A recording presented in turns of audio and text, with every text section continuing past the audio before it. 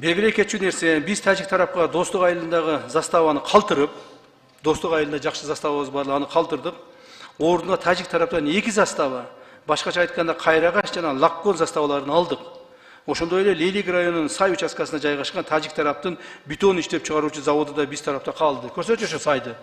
Бетонду көрсөтө алабыз. Бетон кайсы жерде эле? Бетон завод каерде эле? Мына жакта беле? Мына бетон завод.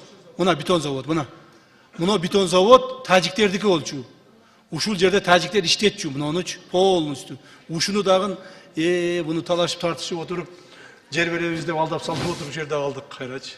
Бул да бизде калды. Бул бетон заводу дагычы. Булардын баарын биз көрсөтүп коюшубуз керек. Биз айтып коюп атабыз. Себеби дегенде башка жактыктар билбейт, жергиликтүүлөр билет, кулундуктар билет. Кулундулуктар бул бетон заводду өмүр бою тажиктер иштетип келген, тажиктердики де билет. Бирок ошо бетон заводу азыр биз алдык кайрадан. Ушуну мен силерге айтып коеюн.